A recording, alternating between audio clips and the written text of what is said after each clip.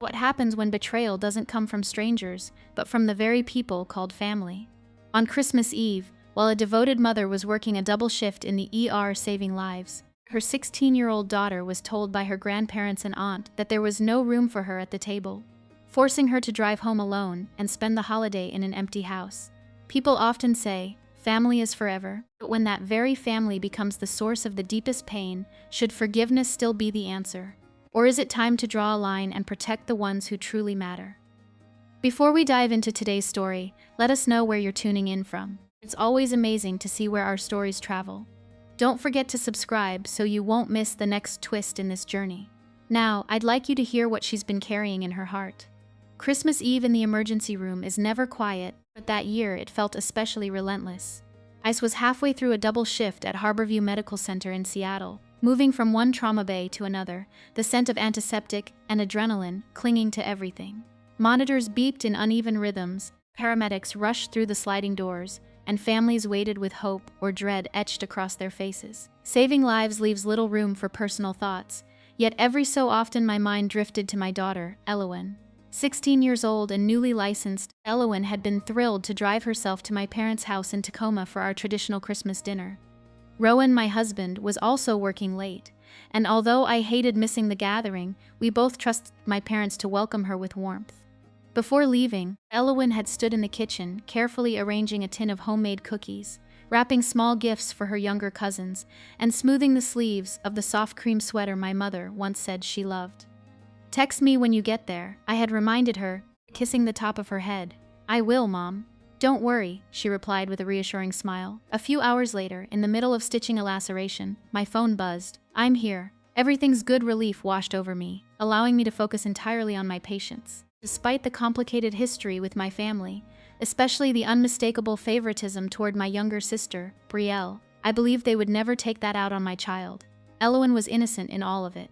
My shift ended just before midnight. Exhaustion weighed on every step as I drove home through the quiet, rain-slicked streets of Seattle. I expected to find an empty house and perhaps a text from Elowen describing the evening's festivities. Instead, as I unlocked the front door, something felt off. The living room light was on. Then I saw them, Elowen's boots neatly placed by the door. A chill crept up my spine. I stepped further inside and found her curled up on the couch, still wearing the sweater she had chosen so carefully for the evening. Her overnight bag sat unopened beside her as if the night she had planned never truly began. She stirred when she heard me, blinking awake with a fragile smile that immediately told me something was terribly wrong. "Sweetheart, why are you here?" I asked softly. She sat up, pulling the sleeves of her sweater over her hands. "They said there wasn't any room," she replied, her voice barely above a whisper. "Room where?" "At the table. And anywhere else," she said, swallowing hard. Grandma looked surprised when I got there. She said they weren't expecting me and that the house was already full. She told me there wasn't a bed left either. I felt the air leave my lungs. "Did anyone offer to drive you home?" Elowen shook her head. "No, I didn't want to cause a scene, so I just left." "Did you at least get something to eat?" She hesitated, then glanced toward the kitchen. "I made some toast when I got home. There was half a banana, too." The image shattered something inside me. Christmas dinner for my daughter, reduced to a slice of toast and a piece of fruit. I sat beside her, wrapping my arm around her shoulders as silent tears slipped down her cheeks. "There were a lot of people there," she continued. "I counted at least 28, even neighbors. And Cameron was sitting in my usual seat." She paused, her voice trembling. "It felt like I wasn't supposed to be there at all, like I was just extra." Her words confirmed what I already suspected. This wasn't a matter of space, it was a matter of choice. My family hadn't run out of chairs. They'd had decided there was no place for my daughter. Elowen eventually drifted back to sleep, leaning against me as though she feared being left alone again. I gently covered her with a blanket and moved to the kitchen. The house was silent, yet my mind echoed with memories. Mortgage payments made on my parents' behalf, utility bills I had quietly covered, medical expenses arranged through my insurance connections. For years, I had given without hesitation, believing that loyalty and generosity would eventually bridge the emotional distance between us. That night, something shifted. The hurt was still there, but beneath it grew a steady resolve. I did not call my parents. I did not send an angry message or demand an explanation. Instead, I opened a drawer and took out a blank envelope. Holding it in my hands, I understood that some wounds require more than words. They require boundaries. As dawn approached, the exhaustion from my shift faded, replaced by clarity. I was no longer the daughter seeking approval. I was a mother determined to protect her child. The envelope rested on the kitchen table, a silent promise of the action that would follow. For the first time, I realized that this Christmas would mark not only a painful ending, but also the beginning of something irrevocable. Sleep eluded me that night. As I sat at the kitchen table with the envelope before me, memories long buried began to surface, each one reinforcing the decision I was about to make. My family's treatment of Elowen was not an isolated incident. It was the culmination of a lifetime of quiet exclusions and unspoken resentments. Growing up, I was always considered the different one. While other children played outside, I spent hours reading anatomy books and asking questions about how the human body worked. Curiosity, however, was not celebrated in my household. Instead, it was met with ridicule. "What's wrong with you, Serafina?" my mother would often say, her tones a mix of confusion and embarrassment. My father joked, though it never felt like a joke, that I was too smart to be his daughter. Once, when he thought I was asleep, I overheard him asking my mother if she had ever been unfaithful, wondering aloud how a child so unlike the rest of the family could possibly belong to him. That moment etched a deep sense of rejection into my identity, one that lingered well into adulthood. In contrast, my younger sister, Brielle Whitlock, was the undeniable favorite. Charismatic and effortlessly likable, she excelled at capturing attention and sympathy. Even her achievements were modest, they were celebrated as extraordinary. I, on the other hand, was frequently compared to her and found lacking, not because of failure, but because my successes made others uncomfortable. Despite the emotional distance, I remained determined to build a future for myself. I earned a full scholarship to medical school and supported myself through years of rigorous training, working countless shifts to cover expenses. My family offered neither financial assistance nor emotional encouragement. Yet, when I finally established a stable career as an emergency physician, their attitudes subtly shifted. The phone calls began, requests for help with bills, medical advice, or financial support. Wanting to believe that generosity could mend old wounds, I agreed. When my parents approached retirement with no savings and poor credit, I purchased a modest home in Tacoma under my name and handed them the keys. I covered the mortgage, utilities, and many of their medical expenses, never asking for recognition or repayment. Over time, what I had intended as an act of love became an unspoken obligation in their eyes. A few weeks before Christmas, a conversation with Brielle revealed just how deeply this sense of entitlement had taken root. She called one evening, her tone unusually warm. "Cameron got accepted into a prestigious STEM summer camp," she announced proudly. "It's a huge opportunity for her. She's got your brain, you know."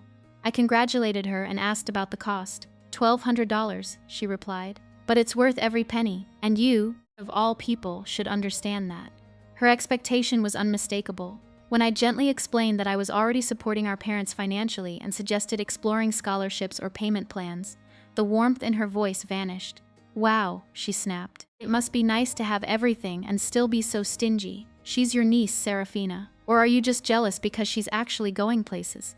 The accusation stunned me. Days later, I overheard my mother echoing similar sentiments, claiming that I was holding Cameron back. The implication was clear. My refusal to provide additional financial support had been interpreted as betrayal.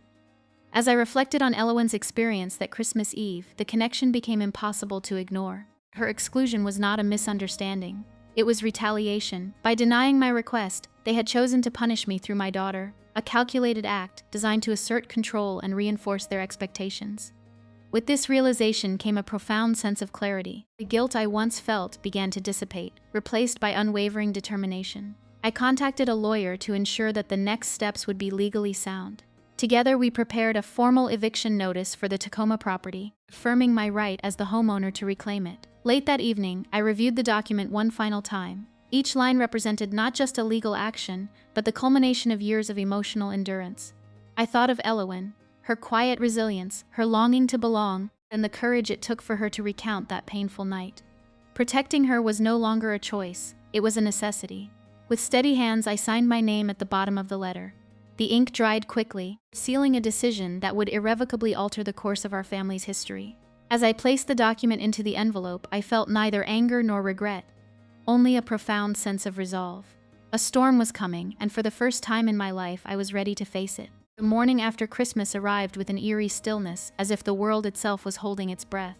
Rowan and I drove south from Seattle to Tacoma in near silence. The sky was overcast, the kind of gray that seemed to mirror the weight pressing against my chest. Resting in my lap was the envelope containing the formal eviction notice, neatly sealed, legally sound, and heavy with years of unspoken history. Rowan reached over and gently squeezed my hand. He didn't try to persuade me one way or the other. His quiet presence was enough. His decision had been building for decades, and now that the moment had come, I felt a strange sense of calm beneath the sorrow. When we pulled into the driveway of the modest house I had purchased for my parents 7 years earlier, memories flooded back. I remembered the day I handed them the keys, believing it would finally bridge the emotional distance between us. Instead, it had only deepened their sense of entitlement. The house looked exactly the same. Holiday decorations still clung to the porch railing, and a string of lights blinked lazily along the roofline. It could have been a picture of warmth and tradition, if not for the truth hidden behind its doors. "I'll be quick," I said softly to Rowan. Rather than knocking, I walked up to the front door and carefully placed the envelope where it would be impossible to miss. My intention was not to create a scene, but to establish a boundary with dignity. For a brief moment, I stood there, absorbing the finality of what I had done. Then I turned and began walking back toward the car. Just as I reached the driveway, the creak of the screen door cut through the quiet morning. I turned to see my mother, Margaret Whitlock, stepping outside in her robe. She bent down, picked up the envelope, and opened it. Her eyes scanned the page, and within seconds her expression shifted from confusion to disbelief, then to fury. "Frank," she screamed, her voice piercing the still air. "Get out here! She's throwing us out!" My father hurried to the doorway, followed closely by Brielle, still clutching a mug of coffee. My mother pointed at me as if I were a stranger trespassing on her property. "You ungrateful little," she began, her words dissolving into a stream of accusations. "After everything we've done for you, this is how you repay us?" Not once did any of them mention Elowen. There was no apology, no acknowledgement of the pain they had caused. Their outrage centered solely on the loss of their comfort and security. Rowan and I got into the car and drove away before the confrontation could escalate further. My phone began buzzing before we even reached the freeway. Call after call came in. First from my mother, then my father, followed by Brielle. I ignored them all. When I finally answered one of the calls later that afternoon, my mother's voice exploded through the speaker. "How dare you do this to us? You've lost your mind. Do you have any idea what people will say?" In the background, I could hear my father shouting that if I went through with this, I was no longer their daughter.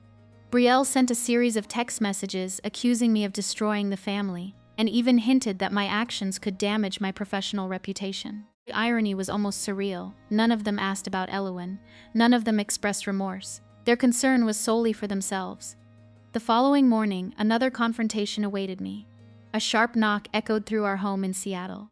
When I looked through the peephole, I saw my mother standing on the porch, still wearing the same robe, clutching the eviction notice in her hand. I opened the door but did not invite her inside. "Are you really doing this?" she demanded, her voice trembling with indignation rather than sorrow. "After everything we've done for you," I met her gaze calmly. "You mean the house I bought for you? The bills I paid? The medical coverage I arranged?" She flinched for a fraction of a second before regaining her composure. "We raised you. We gave you everything. You didn't even let my daughter sit at your table," I replied quietly. For a moment, silence hung between us. Then she waved her hand dismissively. "Don't be so dramatic. We simply didn't have enough space." "There were 28 people there," I said. "Even neighbors." Her lips tightened, but instead of offering an apology, she did something that revealed just how little she understood the gravity of the situation. With deliberate defiance, she tore the eviction notice in half and let the pieces fall to the ground. "There," she declared triumphantly. "That settles it." I remained silent, allowing her to continue. "If you want us to forgive you," she added, her tone shifting into something almost transactional, "you'll pay for Cameron's STEM summer camp and drop this ridiculous tantrum."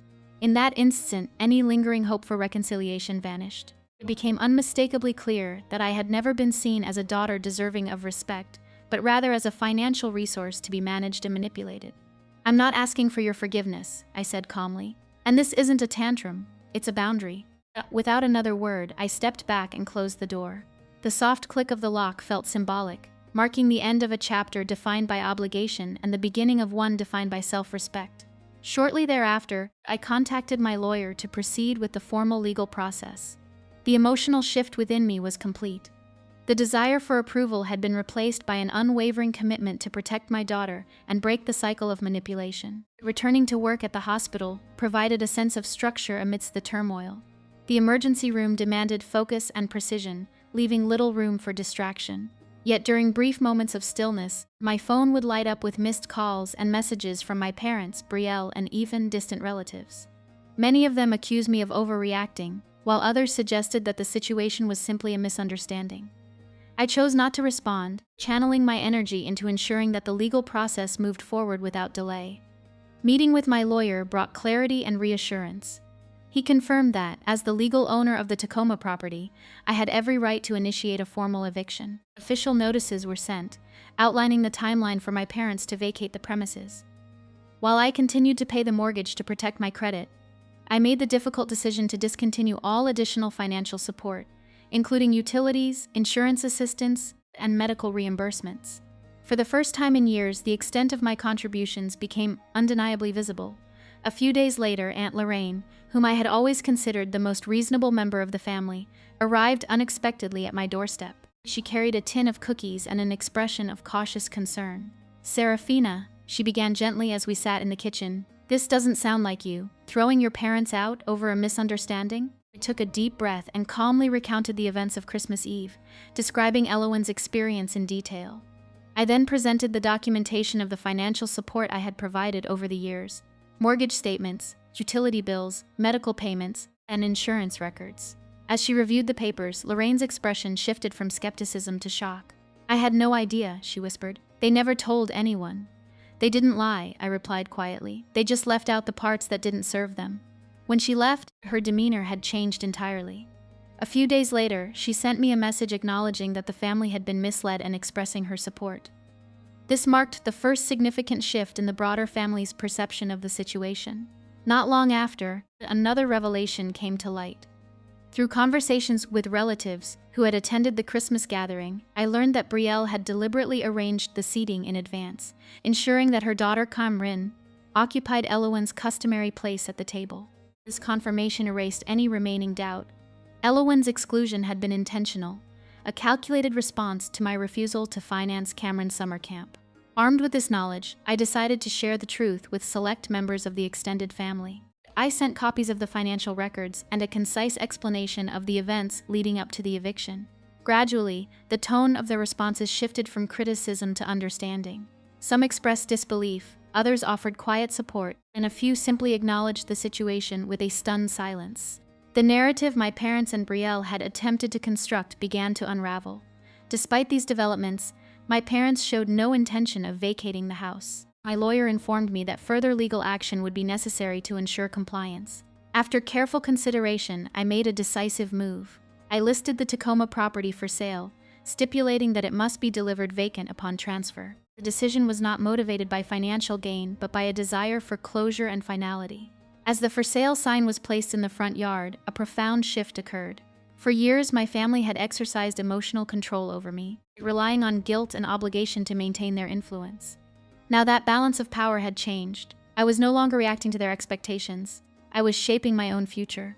Standing on my porch one quiet evening, I watched Elowen laughing with Rowan inside the house. The sound filled me with a sense of peace I had not felt in a long time. The journey ahead would not be easy, but for the first time, it was undeniably mine to lead. The process of selling the house in Tacoma moved far more quickly than I had anticipated. Its location in a quiet, family-friendly neighborhood made it highly desirable, and within days of listing, multiple offers began to come in. I reviewed them with a sense of detachment, as if I were observing someone else's life unfolding. Ultimately, I accepted a fair offer from a young couple eager to start their own family. One condition was non-negotiable: the property had to be delivered vacant. I chose not to be present on the day my parents were required to leave. It wasn't an act of avoidance, but a deliberate decision to maintain emotional distance. Years of history had already taken their toll, and witnessing their removal would not have brought closure, only unnecessary pain. My lawyer handled the final steps, ensuring that everything proceeded according to legal guidelines. When he later informed me that the transition had been completed, I felt neither triumph nor regret. Instead, there was a quiet sense of finality, as though a long-standing chapter had finally come to an end. Soon after, I learned that my parents had moved in with Brielle. For years, she had proudly positioned herself as the devoted daughter, often criticizing me for what she perceived as emotional distance. She had insisted that she would never allow our parents to face hardship. Initially, it seemed as though she was determined to prove her point. However, the arrangement began to unravel far more quickly than anyone expected. Brielle's home, though comfortable for her own family, was not designed to accommodate additional residents. My parents soon began expressing dissatisfaction with the limited space, the noise of Cameron's daily routines, and the lack of privacy they had once enjoyed. Financial tensions also surfaced, as the added expenses placed a strain on Brielle's household. The dynamic that I had managed for years with careful patience now confronted her directly. Over time, Brielle started to recognize the emotional and financial burden I had carried. Conversations that once centered on criticism shifted toward frustration and exhaustion. The reality of caring for our parents without the resources I had provided proved overwhelming. The illusion of being the better daughter began to fade. One afternoon, several weeks after the sale of the house, there was an unexpected knock at my door. When I opened it, I found Brielle standing on the porch. Her appearance was markedly different from the confident demeanor she had once displayed. Her eyes were tired, and her posture conveyed a mixture of hesitation and desperation. "Serafina, can we talk?" she asked quietly. I invited her inside, and we sat at the kitchen table where so many pivotal decisions had already been made. After a moment of silence, she spoke. "I can't keep doing this," she admitted. "Mom and Dad are constantly arguing with everyone in the house. The expenses are piling up, and it's affecting my family. They need a place of their own. I was hoping, maybe you could help with a security deposit for a rental." Her request carried a tone of humility I had never heard from her before. Yet, beneath it lay the familiar expectation that I would once again step in to resolve the situation. I listened carefully, allowing her words to settle before responding. "I understand that this is difficult," I said gently, "but my decision hasn't changed. I've spent years providing support, and it came at a significant emotional cost. My priority now is Elowen and the well-being of my own family." Brielle's expression shifted from hope to disappointment. "So that's it? You're just going to let them struggle?" "I'm not responsible for their choices," I replied calmly. "They had opportunities to treat us with respect and to acknowledge the support they received. Instead, they chose a different path. Establishing boundaries doesn't mean I lack compassion. It means I'm protecting my family." After a long pause, Brielle nodded slowly. Though she did not fully agree, it was clear that she understood the finality of my decision. She left without further argument, and I sensed that this moment marked a significant shift in our relationship. Not long afterward, Brielle asked our parents to move out. With limited financial resources and few options, they eventually secured a small rental home. The modest conditions stood in stark contrast to the stability they had once enjoyed. Attempts to garner sympathy from extended family members yielded little success, as the truth about the situation had already begun to circulate. The narrative that portrayed them as victims gradually lost credibility. As time passed, I noticed a profound change within myself. The guilt that had once weighed heavily on my conscience began to dissipate, replaced by a sense of peace and self-assurance. The cycle of dependency and manipulation that had defined my relationship with my parents was finally broken. One quiet afternoon, Elowen and I sat together on the back porch, sipping iced tea as the gentle Seattle breeze rustled through the trees. She spoke about her plans for the future, with a confidence that had grown steadily since the events of that Christmas. Watching her laugh and express her dreams filled me with a deep sense of gratitude. The serenity of that moment symbolized healing, not only for her but for me as well. I realized then that choosing to protect my daughter had not been an act of cruelty, but one of profound love. The illusions that had once governed my understanding of family had collapsed, making way for a more authentic and nurturing reality. Several months passed as my parents settled into their new rental home. Life gradually returned to a sense of normalcy. My work at the hospital remained demanding, yet it provided a meaningful outlet for my energy and focus. Elowen continued to flourish, demonstrating resilience and maturity that far exceeded her years. Rowan's unwavering support anchored us through this period of transition. Despite the physical distance, occasional messages from unfamiliar phone numbers began to appear on my phone. Their tone was accusatory, suggesting that I had abandoned my parents without justification. It became evident that they were attempting to reshape the narrative, portraying themselves as victims of an ungrateful daughter. Initially, I chose to ignore these communications, believing that engaging with them would only prolong the conflict.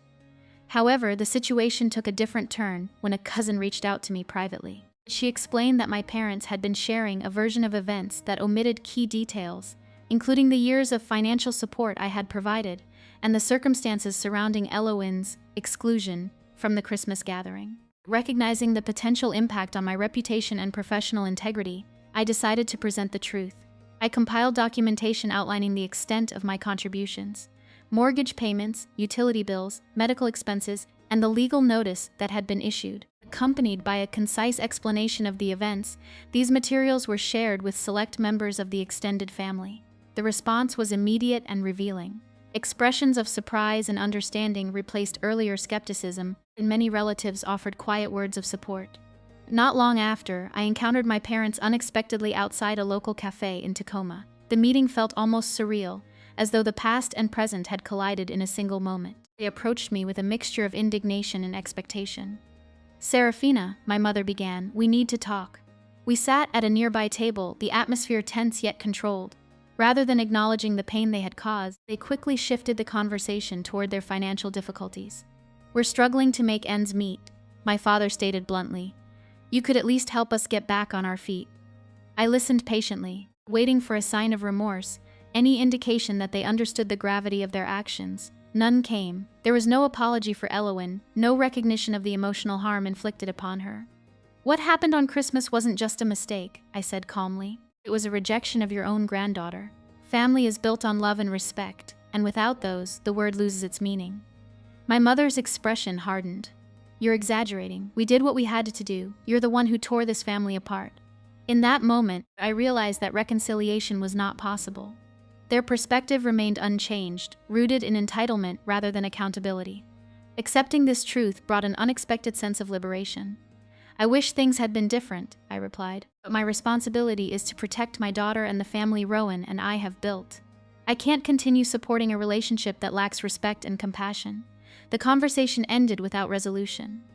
As I walked away, I felt a profound sense of emotional release. The confrontation had not produced reconciliation, but it had provided clarity and closure.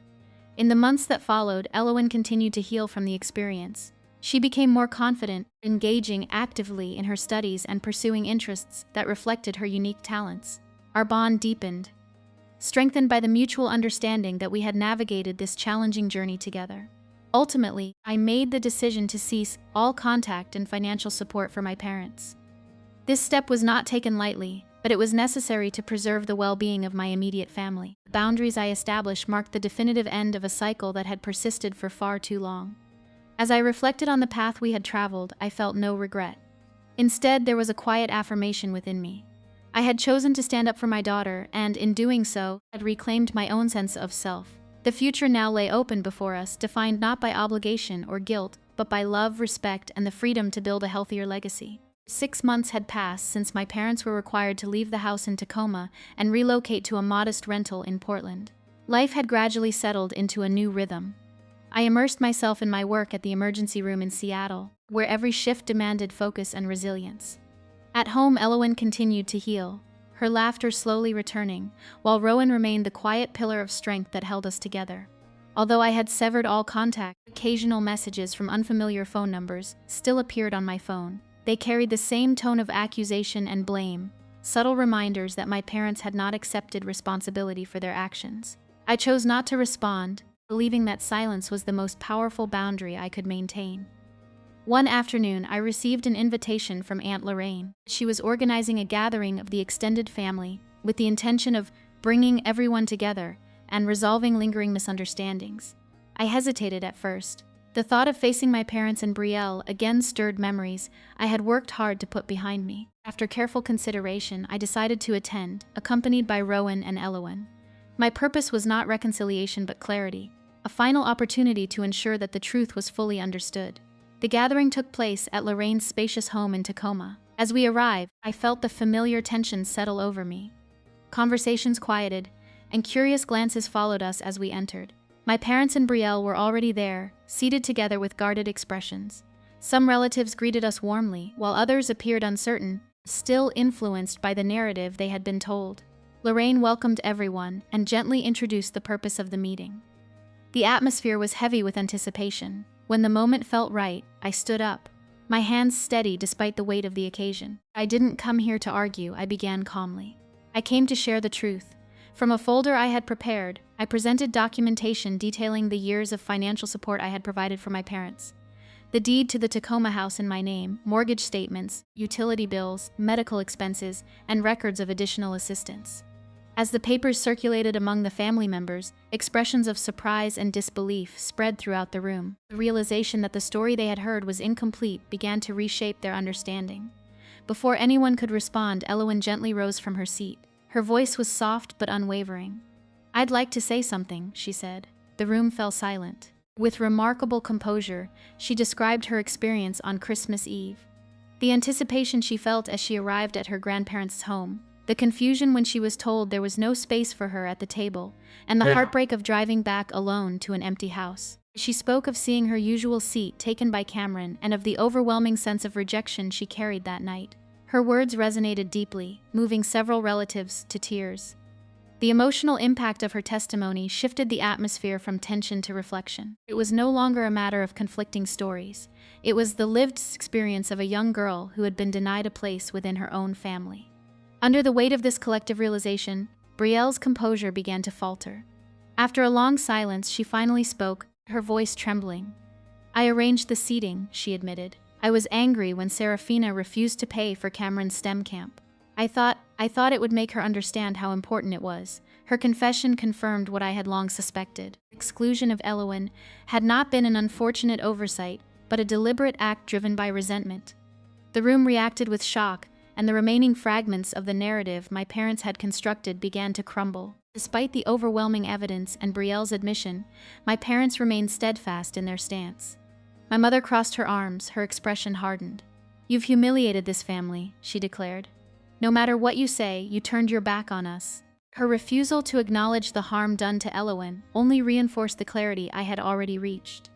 Many family members, witnessing this obstinacy, began to express their support for me. The balance of understanding within the family had shifted decisively. Taking a deep breath, I addressed everyone one final time. "My intention was never revenge," I said. "It was to protect my daughter and to establish healthy boundaries. Love within a family must be accompanied by respect and accountability. Without those, it becomes something else entirely." The gathering concluded in a heavy silence, yet beneath it lay a sense of resolution. As Rowan, Elowen, and I left Lorraine's home, I felt a profound lightness for the first time since that painful Christmas night. During the drive back to Seattle, Elowen reached for my hand. "Thank you for standing up for me," she whispered. Her words affirmed that every difficult decision had been worthwhile. The bond between us had grown stronger, forged through adversity and sustained by unwavering love. 2 years passed, bringing with them a sense of stability and renewal. Life had settled into a rhythm defined not by conflict but by growth and healing. I continued my work as an emergency physician in Seattle, finding fulfillment in the quiet heroism of everyday acts of care. Rowan remained my steadfast partner, and together we nurtured a home grounded in respect and compassion. Elowen had blossomed into a confident and determined young woman. The events of that Christmas, while painful, had shaped her resilience and clarity of purpose. With the financial resources made available from the sale of the Tacoma house, she was able to pursue her academic ambitions without burden. As she prepared to begin college, her excitement for the future was palpable. She no longer sought validation from the extended family who had once rejected her. Instead, she embraced the support and love that surrounded her. For my part, I discovered a profound sense of inner peace. The decision to establish firm boundaries, once accompanied by guilt and uncertainty, now felt undeniably right. I had come to understand that protecting my child and safeguarding our emotional well-being were not acts of cruelty but expressions of deep and responsible love. My parents and Brielle continued to live in their rented home, facing the consequences of their choices. Although occasional messages filled with lingering resentment still appeared from time to time, their influence over my life had diminished completely. Within the extended family, the truth had reshaped relationships. Some relatives maintained their distance from my parents, while others chose to rebuild their connections with me based on honesty and mutual respect. One day, I received a heartfelt letter from Aunt Lorraine. She expressed her admiration for the strength I had shown and shared that several family members wished to maintain a relationship with me and Elowen. Her words signaled that, while some bonds had been irreparably broken, others could still be nurtured in healthier ways. Not long after, a final message arrived from my parents. Unlike their previous communications, this one carried a subdued tone. Though it stopped short of a full apology, it hinted at an acknowledgement of the consequences they were now facing. I read the message quietly and chose not to respond. Silence once again became an act of closure rather than avoidance. On a warm summer afternoon, as Elowen prepared to leave for college, we sat together on the front porch of our Seattle home. The sunlight filtered through the trees, casting gentle patterns across the steps. She spoke about her hopes, her ambitions, and the gratitude she felt for the unwavering support she had received. "I never felt alone," she said softly, "because I always had you." Her words filled me with a profound sense of fulfillment. In that moment, I understood that the true measure of family was not defined by obligation or shared history, but by love, respect, and the willingness to protect one another. As I watched Elowen step confidently into the next chapter of her life, I felt a deep sense of serenity. The journey had been marked by pain, difficult choices, and emotional confrontation, yet it had ultimately led to healing and liberation. I had not only safeguarded my daughter, but also freed myself from a cycle of manipulation that had persisted for far too long. The story of that Christmas no longer represented a moment of rejection but a turning point, a catalyst for transformation. There was no longer a place at the table for cruelty or entitlement. Instead, there was space for compassion, dignity, and the family we consciously chose to build. With a peaceful heart, I embraced the future, confident that the legacy I would leave behind was one defined not by obligation, but by unwavering love and respect.